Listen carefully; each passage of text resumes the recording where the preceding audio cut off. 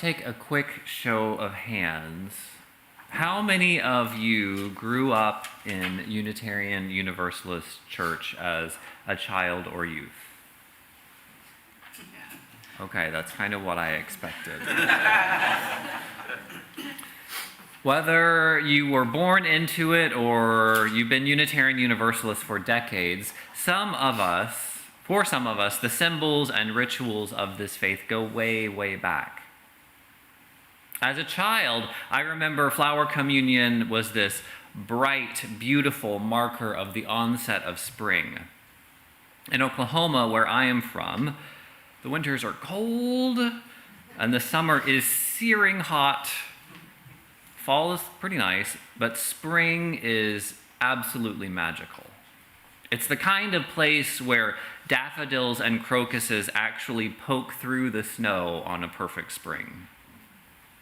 Even the trees blossom between redbuds and dogwoods that are native to the state and the giant magnolia blossoms. The trees alone will send you into allergic sneezing frenzy.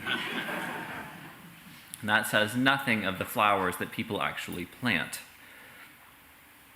One of the other factors that contributed to this wow of Flower Communion was that it was a large congregation. There were a few hundred people in worship on any given Sunday, so the baskets of flowers were piled high from all sorts of gardens. Gigantic arrangements of mixed flowers were placed in the foyer of the church and up front in the sanctuary. The best way I could think of to describe this profusion was visual gluttony. And as children, we each brought a flower from home.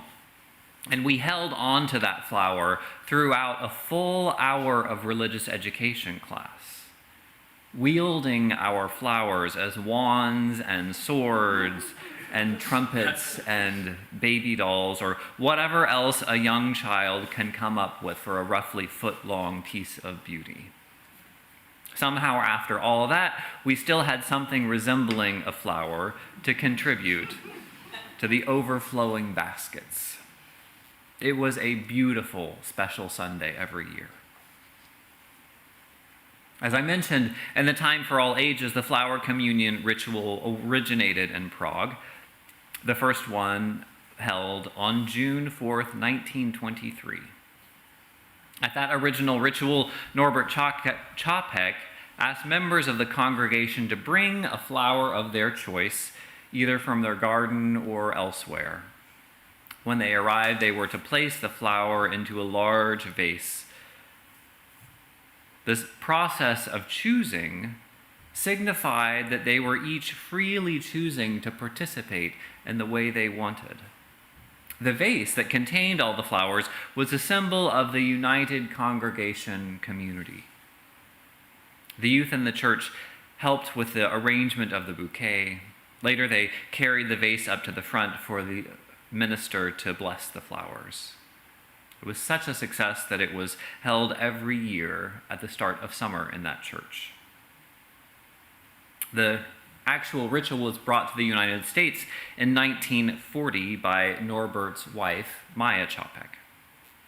She's the one who was actually from Czechoslovakia. The two of them met in New York City while Norbert was studying there. After Norbert finished his degree, the Čapeks headed back to Prague in 1921 and established a church there that's still growing. I think there are 8 or 9 congregations now in the area. Maya Čapek became ordained herself in 1926. Years later, in 1940, she traveled to Cambridge on a speaking tour, Cambridge, Massachusetts, and where she introduced the Flower Communion to the congregation there. But because World War II broke out during her speaking tour, Maya wasn't able to return to Prague. That year, Nazis took control of the city of Prague. As they persecuted all sorts of religious minorities and political dissidents, the Unitarian Church came into their crosshairs. Nazis found Norbert Čapek's gospel of the inherent worth and dignity of every person unacceptable. As Nazi court records state, his teachings were too dangerous for him to be allowed to live. For one of our most central principles, Čapek was sent to Dachau, and he was killed the next year. Maya didn't learn about his fate until the end of the war. She remained in Massachusetts, serving as a minister there for 3 years, and she later started working for the United Nations, helping displaced Yugoslavians, Egyptians, and Palestinians. This darker piece of the history is also part of what gives Flower Communion its deep resonance. It memorializes Čapek's abiding sense of hope and purpose. A lot of his writings remain today. To me, the most powerful one is a prayer that he wrote at Dachau. He writes, "Blow ye evil winds into my body's fire. My soul you'll never unravel. Even though disappointed 1,000 times or fallen in the fight, and everything would worthless seem, I have lived amidst eternity. Be grateful, my soul. My life was worth living." Our flower communion ritual is pretty. Who doesn't love a bunch of flowers or several bunches of flowers? Yet there's a history, a layer of meaning that takes a ritual beyond something pretty. As a community, when we add layers of meaning and tradition, we take the pretty or pleasant and we make it something beautiful. There are so many different rituals. Some of them you may have left behind in a previous faith tradition. Some of them you enact with your family at holidays. There are tea ceremonies and communions, inaugurations, graduations, memorial services. The ritual itself, whether the material used or the words said, the aesthetics of the space or the food eaten, they're all typically pleasant or pretty on a surface level.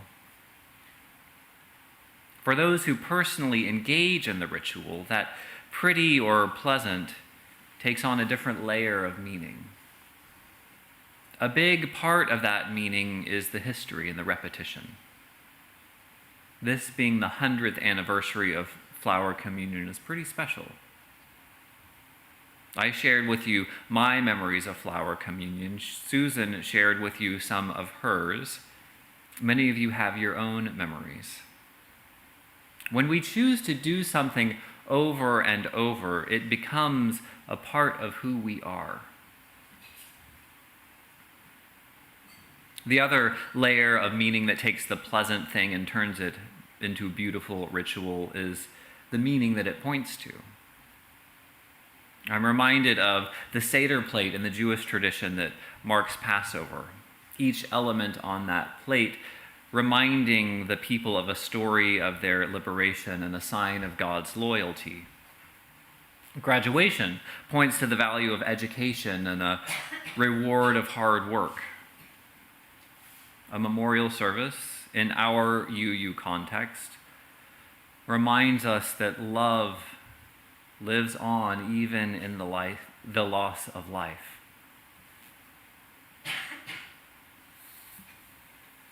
And this Flower Communion points to a few of our most deeply held truths. We believe that freely coming together in a community enhances the world, enhances each one of us. We believe that even in the face of great pain and loss, love persists. In fact, in the end, love wins. We believe in the unique value of each person.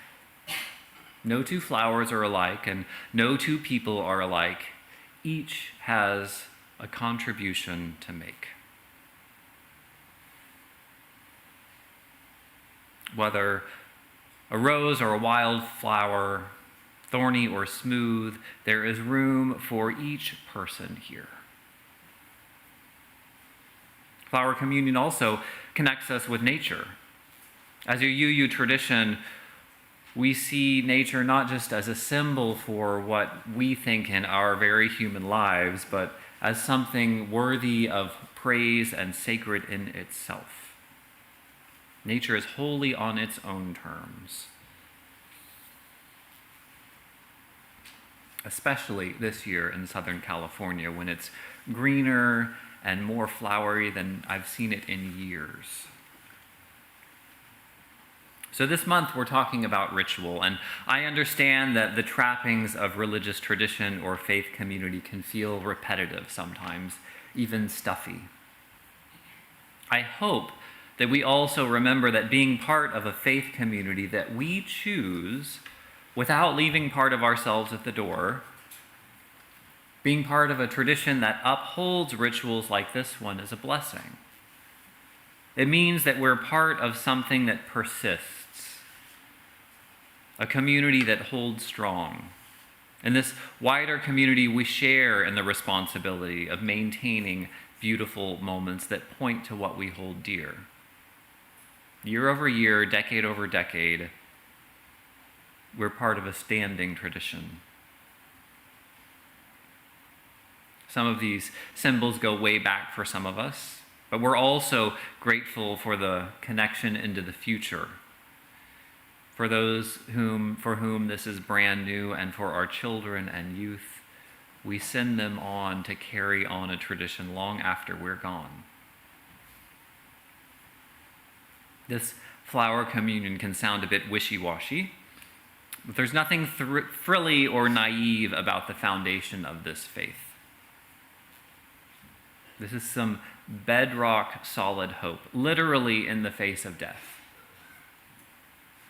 The awareness of the budding flower, the appreciation of spring, recognizing the unique and beautiful gift of every single person, these things matter. These things make life worth living. By exchanging flowers today, we show our commitment to share hope with one another. After the darkness of winter, in the midst of political uncertainty and self-doubt, we choose hope.